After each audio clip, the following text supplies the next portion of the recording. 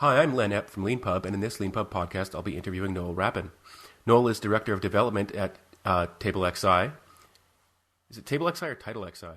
TableXI. Yeah, TableXI, a custom software development company in Chicago that does a variety of work on enterprise software, mobile applications, and custom websites. Noel has written a number of technical books, including Take My Money, Accepting Payments on the Web, Rails 4 Test Prescriptions, and a 4-book series called Master Space and Time with JavaScript. Noel is also the author of a book in progress published on Leanpub called Trust-Driven Development. His book is about the importance of trust in the profession of building successful software, and we'll be talking about that a little bit later. You can follow Noel on Twitter at Noel Rapp and find out more about him and his writing online at noelrappin.com. In this interview, we're going to talk about Noel's career, his professional interests, his books, and at the end, we'll talk a little bit about self-publishing. So thank you, Noel, for being on the Leanpub podcast. Glad to be here. I always like to start these interviews by asking people for their origin story. So I was wondering if you could tell me how you first got interested in software development and what your career path has been. Well, software development, I have like in many ways what used to be like the standard path. Like I was a young nerd who started programming AppleSoft Basic on an Apple IIe. Actually, probably a little bit before that. There was a place near my house that gave after school lessons on like TRS-80s and stuff like that. So this is the early 80s, the early 1980s. And I didn't do a whole lot with it for a while, but I, kept going and learned Turbo Pascal and things like that. And eventually decided that was the kind of thing that I wanted to keep doing, that I enjoyed it. And I have a regular CS degree and a graduate degree, and then which I don't really use very much. And then I came out of school, was living in Boston for a while, worked for a very, very small consulting company in what would become the .com boom. And since then have largely worked as web developer and consultant, although not exclusively, but for most of the intervening time. And do you remember your first experience with a computer? The first thing I ever coded, so this is very early 80s, and the one of the competitors to the Atari 2600 was made by a company called Bally, which they were mostly like a pinball machine company, but they made a really early game console, and they had a programming cartridge that you could program BASIC, the programming language BASIC in. And I have a very clear memory of, so I was probably about 10 or 11, and I was trying to copy a program from their manual, and what I didn't realize was that there was no way to tell from visually, but that all of the keywords in the program had special. Like it wasn't a keyboard; it was like a 1 to 9, almost like a text message, like an old T9 text entry thing. So it was very, very slow. They had shortcuts for all the different keywords in the language, and you had to actually use the shortcut. If you typed the keyword, it didn't. The interpreter or whatever didn't recognize it, and you couldn't tell from the screen that was what was going on, and I didn't know that I'd done it wrong, and it was very, very frustrating and probably great preparation for my eventual career. Yeah, so you must have had to just bang away at it until you figured it out. Yeah, I don't even remember. I don't remember how I figured it out, but at some point, I think it dawned on me what was going on. But it took a very, very long time. For some reason, that reminds me of the infamous Rumpelstiltskin clue in King's Quest. Do you remember that game? I'm not familiar with. There was a game called King's Quest where there was the solution to a riddle was to type in Rumpelstiltskin backwards. But in the code, they'd misspelled Rumpelstiltskin. Oh, God, yeah. So even if you got the answer, you still couldn't solve the problem, and this became a notorious. This is a total digression, but there's a legendary story about the early days of Second City, when it was the early days of the Second City improv troupe, when it was like Alan Arkin and people like that they were doing for some reason Rumpelstiltskin as a theatrical piece, improv, and they get to the point where the Rumpelstiltskin's saying, all you have to do is guess my name, and then somebody just ran on stage, said, "Hey, Rumpelstiltskin, old pal, great to see you. How's it going, Rumpelstiltskin?" And then left, leaving the other two actors to just sort of pick up the scene. Oh my! After the guy had just completely destroyed it. Speaking of Second City, I should mention that Noel is coming to us from Chicago. If I didn't mention it in the intro, and Second City is a very famous improv troupe. Sorry, that had nothing to do with anything. I just love that story. That's fine. Actually, on the subject of perhaps digressions, one thing I know that you like to write about on your blog is tech, and I saw you had a post about the new MacBook Pro. And, yes. A lot of people who listen to this podcast are developers and people who probably work on MacBooks, and I think they might like to hear your feedback on what your experience has been like with the new MacBook Pro. I am apparently the only person in the known universe that likes the new MacBook Pro. Sorry, I got a beep in there. Sorry. I'm apparently the only person in the known universe that actually likes the new MacBook Pro. But I do, and the person who sits next to me who actually has the 15-inch who likes it. I am coming to this from what was a 4-year-old 15-inch MacBook Pro that overheated all the time and had a battery life that we were starting to measure in minutes. So this one seems great to me. I actually use the touch bar. Again, I seem to be unusual in developers that I've talked to and finding this to be like helpful and kind of cool. But I do. So I do find that my normal developer practice tends to be a little bit closer to consumer practice than a lot of other developers. Like I don't use Vim. I don't use Emacs. I use Atom, which obviously is a programmer text editor, but which uses like normal Mac key bindings.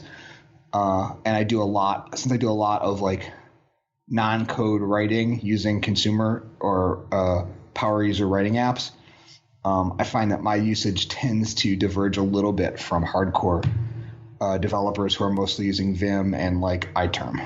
So my experience is sometimes a little bit different than. And do you normally, when you're coding, are you using an external monitor? I usually do use both a laptop monitor and an external monitor. So you type on the monitor in front of you, or you type on the laptop in front of you? Yeah, my normal practice, and I normally type on the laptop and usually use a secondary monitor for the browser or whatever else that I'm looking at. Okay, yeah. For those listening, these are the tools of the trade, and everybody's got their own setup. Sorry, you look down the calls here and you'll see people using their laptops in all different ways. Some people just use a laptop. Some people close the laptop and just use the external screen. And have you customized the touch bar that Apple added? A little bit. I added a button, like the default thing. I added like the lock command to the default thing because I lock my screen a lot whenever I get up, and now it's easier to do that. I've customized it in a couple of apps. There's an application called Better Touch Tool, which is normally a keyboard shortcut and trackpad shortcut tool, but it also now allows you to customize the touch bar for apps that don't have touch bar support. You can add buttons to it that trigger keyboard shortcuts or whatever on the app, and so that's really helpful for a couple things that I use that don't support it yet. You had another great blog post that struck me about your mobile writing setup, and for those, it's not just programmers who sit in front of keyboards and screens typing; it's writers too, and programmers and writers can be the same people sometimes, like in your case.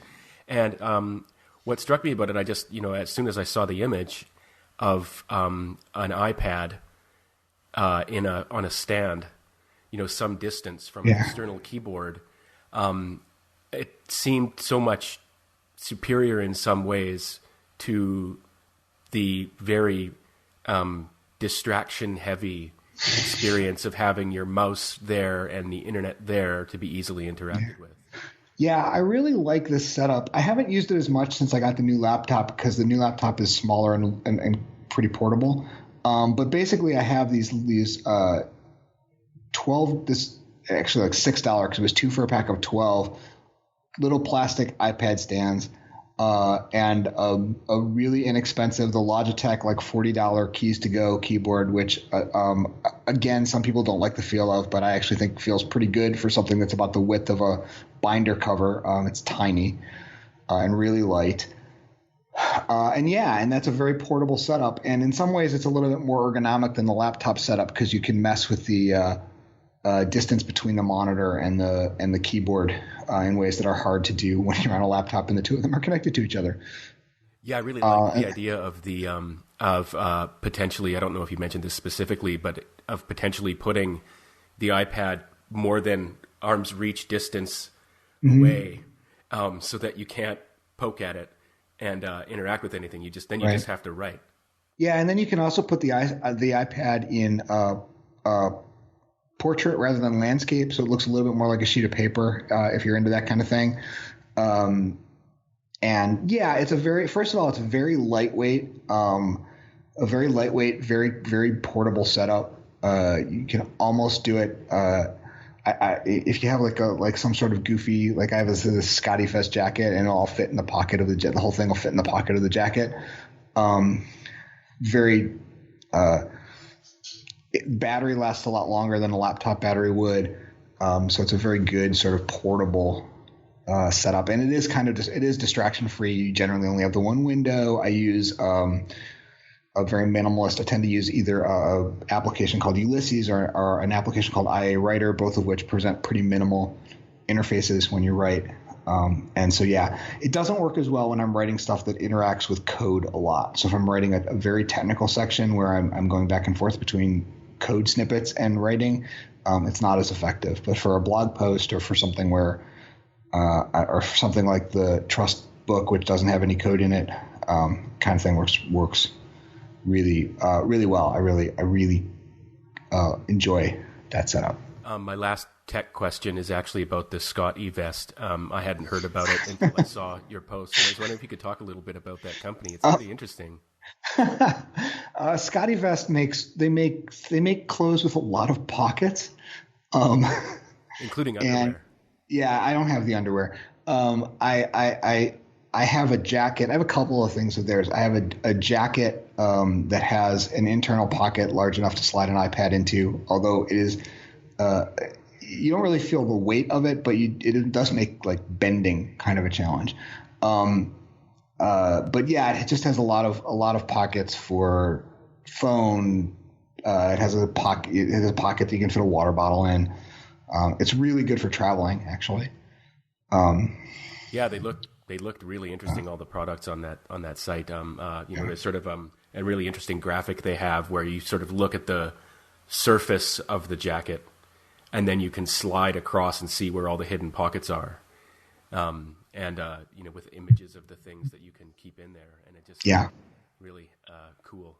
On the subject of maybe something not quite so cool but also interesting, you've written something about what you call the boring software manifesto, which I found really interesting, and I was wondering if you could talk a little bit about that.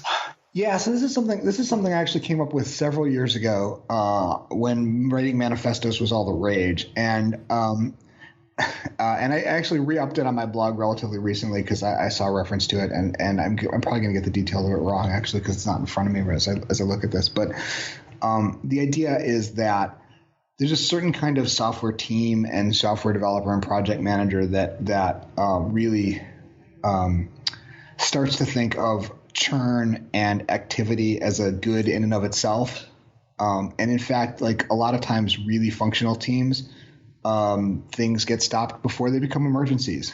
And so like this is working against like hero marches, software dev marches and hero people saving the day by heroically working 50, 60, 70, 80 hours a week. Like this is boring software. We test our things beforehand so that we get requirements beforehand. We test our tools.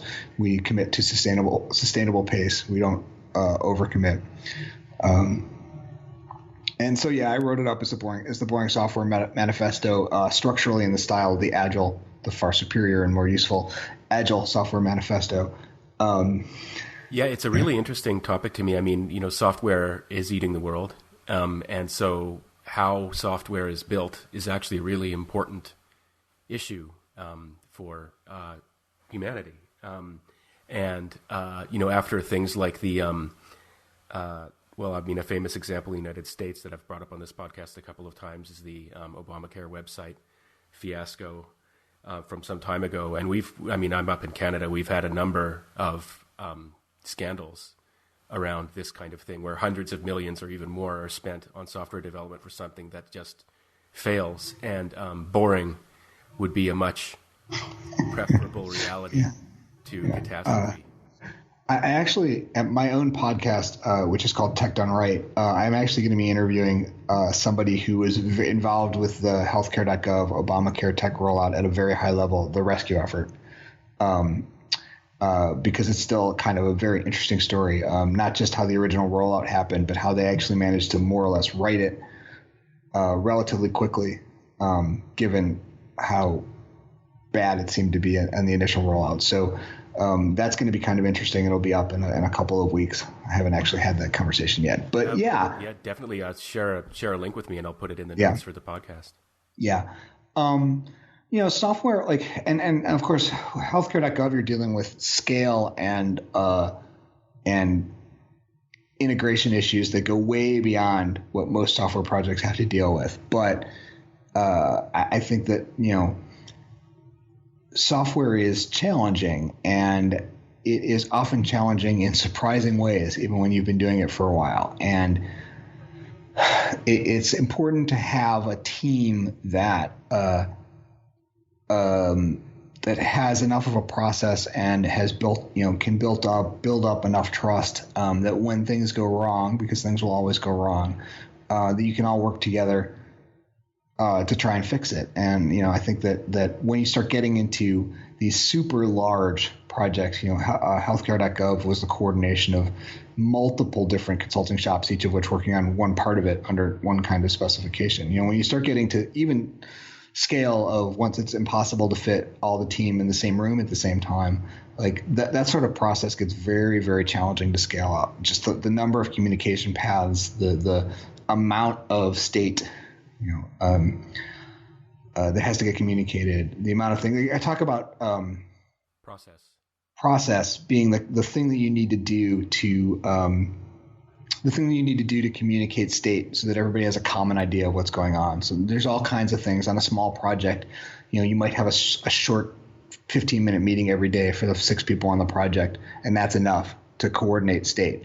But if you have like 20 people, that's not going to be enough. You need more. You need more effort placed into make just not even moving things forward, just making sure everybody knows what's going on becomes increasingly complicated the larger the project gets, and it becomes exponentially complicated. Yeah, I believe the distinction that you make is between. You've got a number of distinctions, but one is between project and process. And project is the sort of tasks you do to accomplish your goal, and process is the communication that happens around it. Is that? Yeah, right. Yes. Process is one of those words that gets thrown around a ton without a hard definition. And that makes it challenging to really think about how can I improve my process? Like what am I doing here that's efficient and effective? And I think that one of the things I do in the trust-driven development book is to try to put enough of a definition around it that we can start to think a little bit more critically about what kind of process is valuable. So yeah, I define processes, the things you do in a project that aren't helping you get towards the goal, but are instead helping everybody understand what the status of the project is. And that is a wide range of activities. That could include commenting code. It can include a task tracker. It can include meetings. It can include a chat room. It's a wide range of things. But then you can start thinking about is this good process? Is this time that's actually being spent improving people's understanding of what's going on? I once worked on a project where basically at the end of every sort of, what did they call them? At the end of every cycle of the project, we had to go off, and they expected one of our deliverables to be UML, which is a language for defining software structure, they expected us to have UML diagrams of the structure of the code and all of the interaction paths. And in an ideal world, you develop those things you're supposed to develop those things first, but you never actually do because you don't know enough at the beginning. So our software development process would come to a complete halt as somebody would go off and build these diagrams, which nobody ever looked at. And it's like, is that a process? Like, that's process. So we're not building stuff, but nobody's really using it. So it's not really telling anybody anything that they don't already know. And it's probably not a really good use of our time. Yeah, you've got a pretty interesting way of describing part of this issue, which is something along the lines of you'll never know less about a project than you will at the beginning of the project. And so as a moment for planning, it's right. But there's a ton of pressure at the beginning of a project to feel like you know where the end of the project's going to be. And most of the time you just don't know enough. And unfortunately, like, that's not a super satisfying answer. Like, we are a consulting company here. We start working with a new client and they have a reasonable expectation that we're going to be able to tell them how much their project's going to cost up front, which is completely, like, if you think about it in terms of business transaction, like, that is a perfectly reasonable thing to want. It's just a very, very hard thing to deliver because you don't know the state of their existing data. Do they have the data in place to put in? Like, are we going to have some sort of weird translation? Like, are they going to decide that once they see the application, it's not actually what they need? Are they going to want a lot of changes?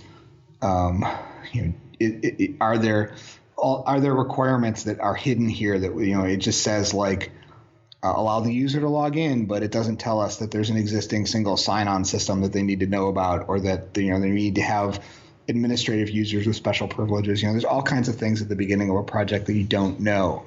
And one of the strengths of extreme programming and Agile as concepts is that they kind of roll with that. The expectation is that you don't know. So they try to put lightweight processes in place so that you can course correct over the course of your project. The analogy is driving. Like, when you're driving, you don't take your hands off the wheel and just try to steer once a block.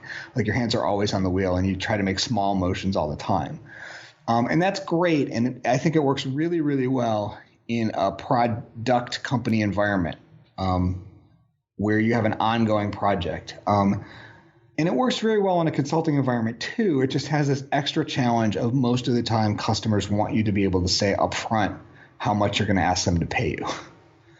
And whereas the process is almost deliberately designed, it's very, very hard to know that with certainty. And how do you guys do process? Do you use Slack? I mean, I can see behind you that you've got whiteboards with sticky notes on them. This timeless method. What's behind this? Yeah, so the sticky notes, actually, one of the sticky notes there is actually one of the things we do for career development, which is a separate issue entirely. Actually, I wanted to ask you about that in just a second, but I am curious about what your tools are. So we do a couple of different things. Depends a little bit on the project. We use Pivotal Tracker a lot for task tracking. Which is a fairly opinionated piece of Agile software that integrates really well with the idea that you have broken up your task into small stories and that you can give those stories estimates that are in a point system, 1 point, 2 point, rather than in time. And then you determine how many points you can get done in a given couple weeks based on how many points you've gotten done in the previous couple weeks. And it all works. It can work very, very elegantly. In an ideal project, which is, like a lot of ideal things, doesn't always exist in practice.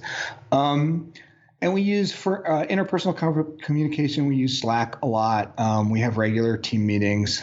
Most of our projects have, weekly or biweekly iteration planning meetings where we talk about what was done in the last week or so and what we're going to do in the next week or so. One thing we do that's really important is we have retrospective meetings every week or two. And in that case, that's everybody on the team just making a list of things that are going well, things that aren't going well, and then you talk about some of the things that aren't going well and try to come up with something actionable that'll make them a little bit better over the next couple of weeks. That's a really, really effective. If there's just one thing that your software team could adopt tomorrow that will improve the way your software team works over time, it's that. Like every couple of weeks, just get in a room, figure out something that's not working very well, and try and figure out one thing that you can do to make it work a little bit better. And over time, that gives you a lot of growth. Speaking of career development, I guess I have kind of a meta career development question. You have a talk on YouTube that you gave at a conference a little while ago, where you talk about your own transition to an HR style role. Yeah, and then out of an HR style role. Oh yeah, I didn't. To be clear, that's the point of the talk is the transition into and the somewhat more interesting transition out of. Right.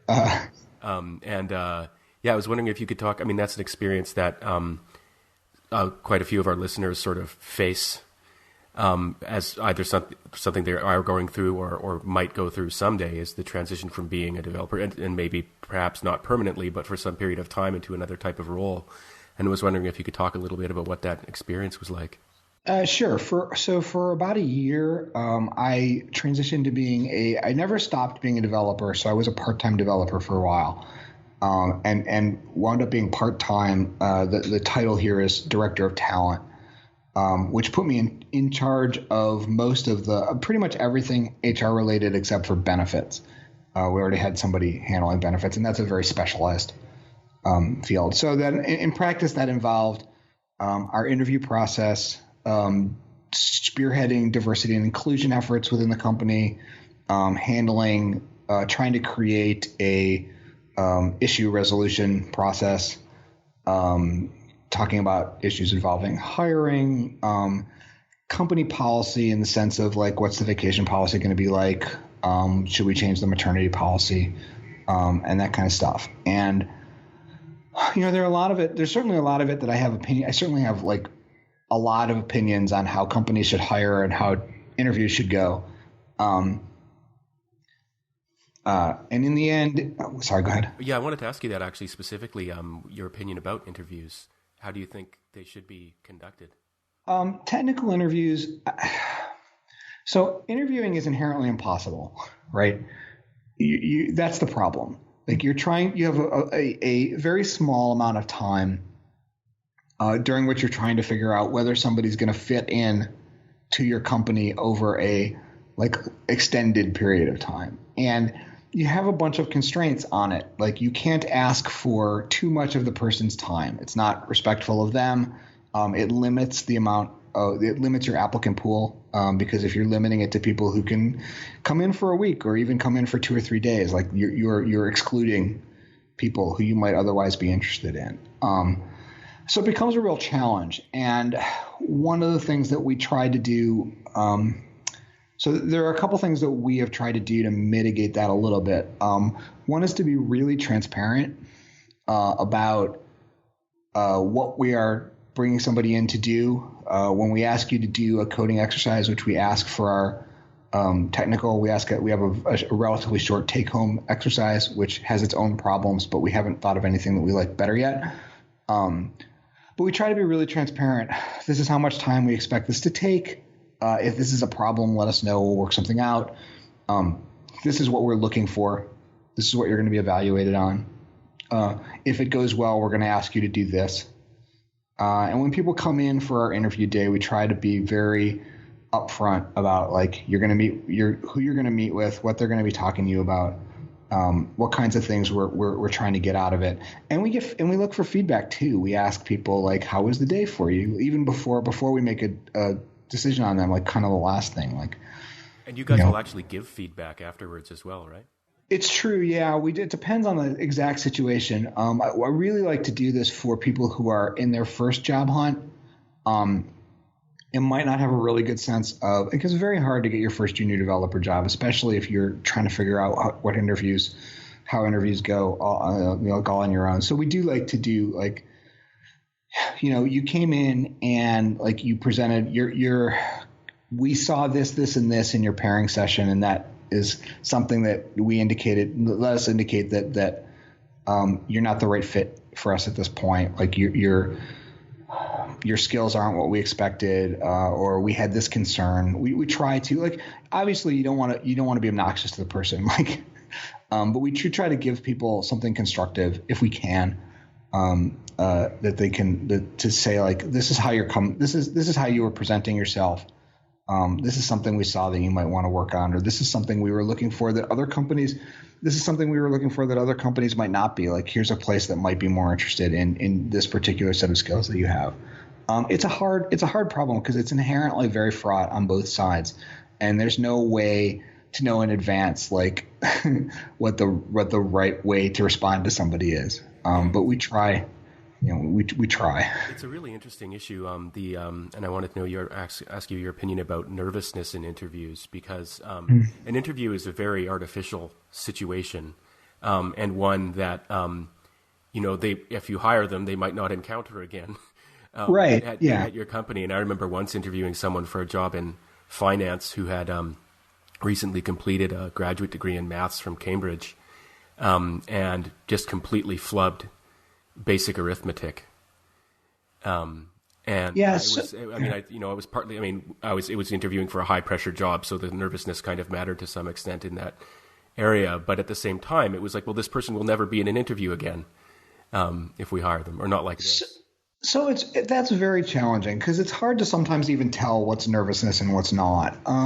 We try not to put somebody in too artificial a situation, so we don't make people, like, code on whiteboards, which is a common interviewing technique where you make them solve a small programming problem by writing their code out longhand on a whiteboard, which is something that you never actually do.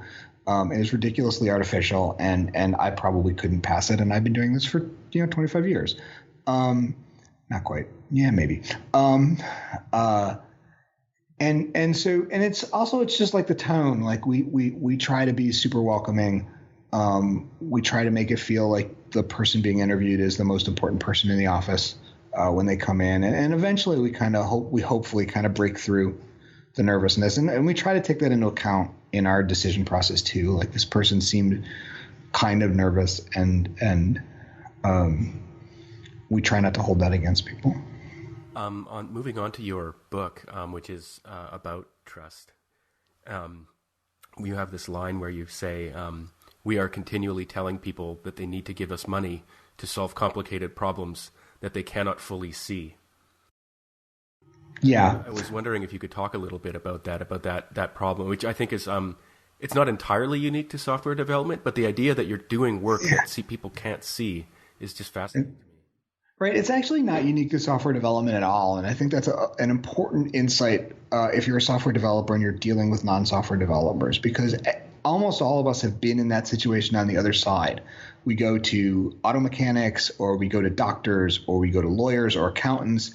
And in all of that case, we're going to somebody who has expertise in a problem. And, like, I specifically analogize an auto mechanic at the beginning of the book. Like, the auto mechanic comes out and says, yeah, the problem's with your brake lining. Here, look at this.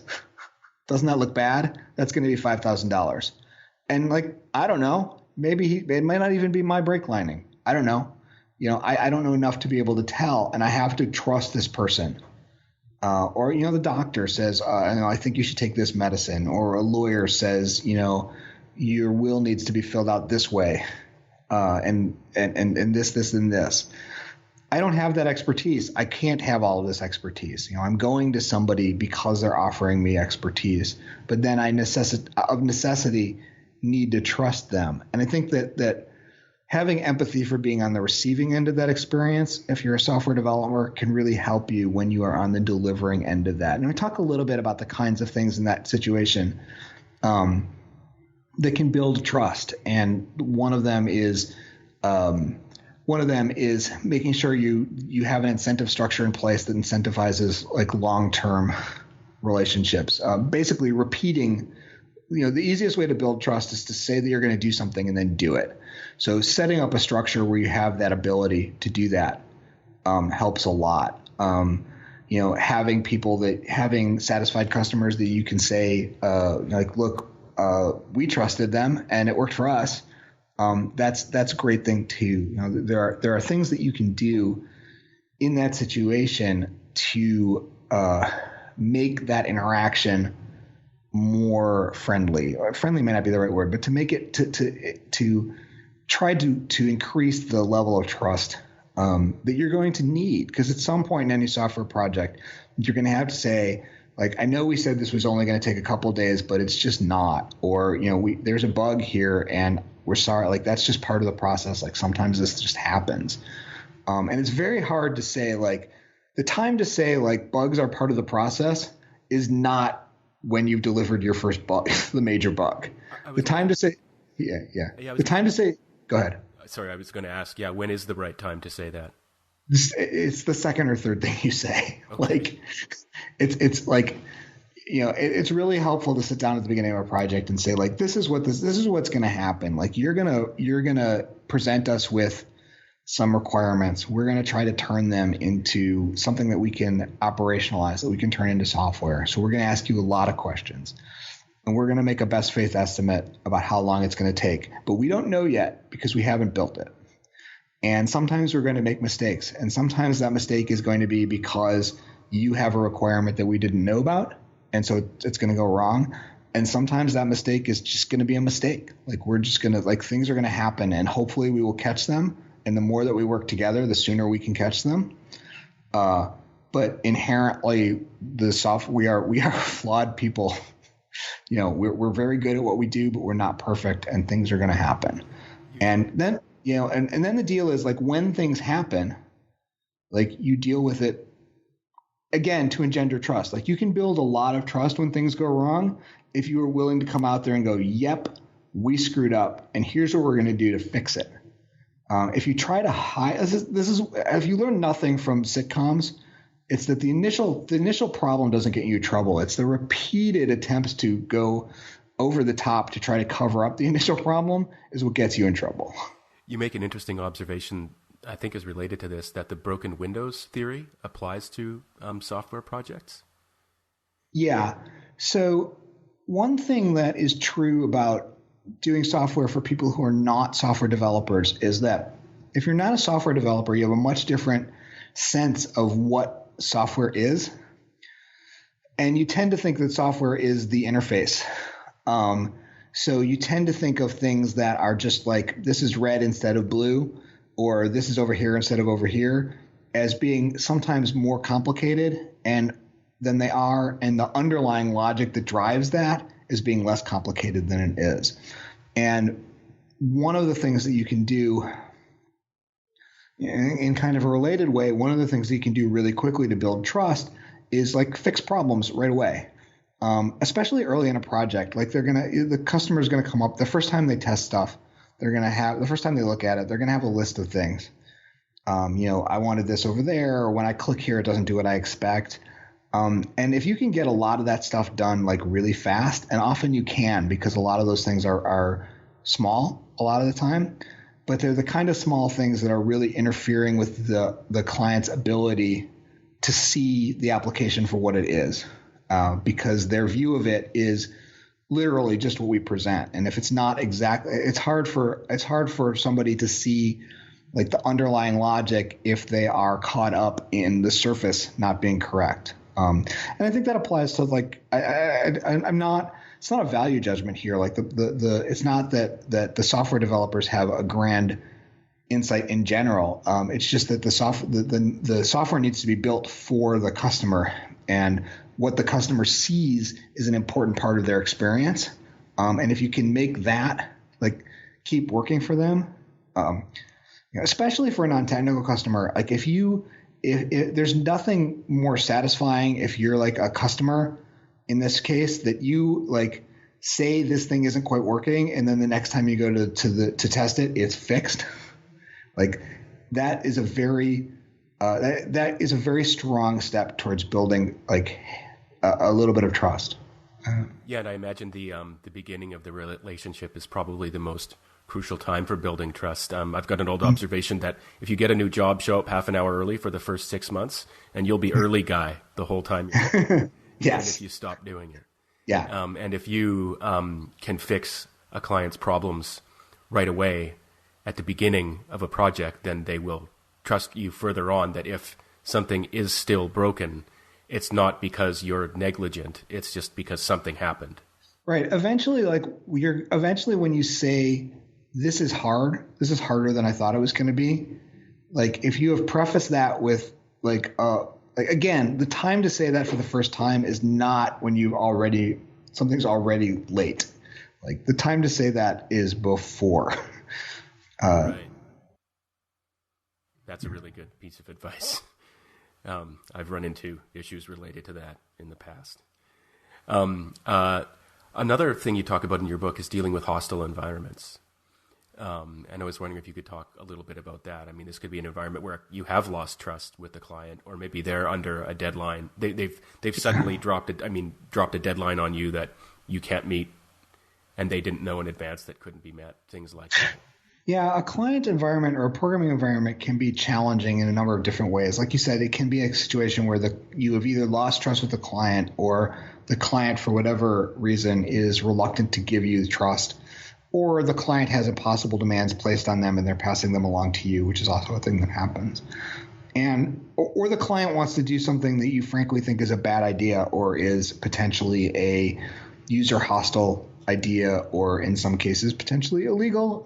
If you're dealing with software and money, it's not that hard to wander into stuff that is actually illegal without even kind of realizing it.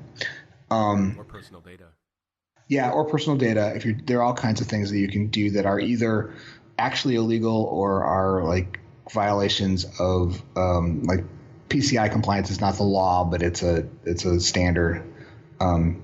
So you have, or you get asked, or you have unreasonable expectations for deadlines or things like that, and it is very, very hard in that situation. So you need to every challenging environment like that is challenging in its own way, and it's hard to come up with a one size fits all. But I do believe that you can make some progress if you need to, if you're willing to like make slow and steady progress, that like being the change that you want to see is sort of a cliched kind of concept, but that can be powerful. It's slow. But if you just and it doesn't work everywhere, because some places will just smash that. But it's worth trying, like to try to model for other people the behavior. A culture is made up of the people in it. And if you come into a culture that expects things to do certain ways, especially if there aren't that many people in it, if you try to do something a different way, suddenly you're like, you're a 6-person team, you're 18% of the culture trying to do something new. You're trying to do pair programming or trying to do testing. You convince somebody else and suddenly it's a third of the team. Like, and so you have this kind of gradual process, which is not like necessarily fun, but you can make it better. But every environment in that respect is a little bit different. Yeah. Speaking of changing environments, you write a lot, and you've published quite a bit online and in books as well. And you've had a couple of books published by a conventional publisher, the Pragmatic Programmers, who are, Mm-hmm. And you've now decided to do a project on Leanpub. And I was wondering why you decided to try do this book on Leanpub. So I've done self-publishing before, and I've actually self-published this book in other ways before a little bit. So I started self-publishing several years ago. Before Rails Test Prescriptions actually was originally self-published before it went to Pragmatic. Oh, I didn't know. And I had some experiences with conventional publishers. I'd worked with a couple of other conventional publishers, and one of those experiences was not great. And I kind of decided that I was done with that. And I had some reasons to believe that the Rails Test Prescriptions was a little bit too niche even for technical publishers. I turned out to be wrong in that case, but I believed it at the time. So this was like 2009, and I started self-publishing it as a PDF. And to tell you, like, this is pre-tablet, so I was shipping it as a PDF, and I was actually designing it as a landscape PDF so that you could read it better on a laptop. And eventually someone talked me into submitting it to Pragmatic when it was mostly done, about half done. And Pragmatic decided that they were willing to buy it. And so I stopped self-publishing it. And we transitioned to a somewhat longer version of the same book that Pragmatic published. A little bit after that, I wound up in a situation where I had, for other reasons, a partially finished JavaScript manuscript that didn't have a publisher that I self-published myself for a while, using my own tool chain and using a third-party shopping cart. And that worked pretty well. But this time around, or as I decided to redo this, to reissue this book in Leanpub, I had my own process for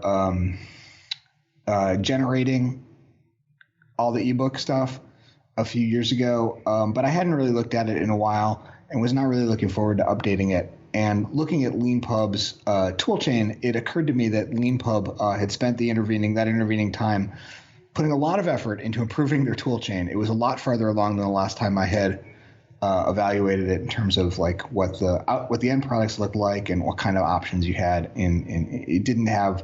There was some option that I wanted that wasn't available the last time I tried to self-publish, and it was now. And it occurred to me like, they've this toolchain's actually put in a lot of people have sort of worked on this toolchain, worked with this toolchain, and I bet it's probably a little bit further along than the one I had that nobody's touched for 4 years. And it turned out to actually be true. So it led me to really quickly be able to transition what I had to Leanpub and put it out there. Yeah, well, one of the ways we've developed Leanpub over time is through interviews with authors and asking them about their issues. And I was wondering if there was one magical feature we could build for you. Something missing perhaps in your experience that we don't have that you would like, I suspect that if I start to do something on Leanpub that has a lot more code in it, that I'm probably going to have some kind of like one of my tool chains has a preprocessor that drops code from my source code in. They don't actually expect Leanpub to have that feature, but there I suspect that there are some sort of that kind of thing. Is where I would start to bang up against the corners of what Leanpub winds up doing. One thing you do in your books is you include an email address asking for feedback and comments about errata. In fact, you even have errata@noelrappin.com. Yes. And I was wondering, is that something that you've had success with readers? Do they email you with comments? Sometimes. I think that it probably the way that I am presenting it in the book right now is not really getting it very much. It seems to be kind of sensitive to when you hit people up for comments. You sort of need to hit them up when they're in a mode to respond, and possibly when they're reading something on a tablet is not necessarily the time. It seems like that is something that you might have more success with in like a follow-up email, like, hey, you bought this a week ago. Do you have any comments about it? Oh, that's really interesting. Yeah.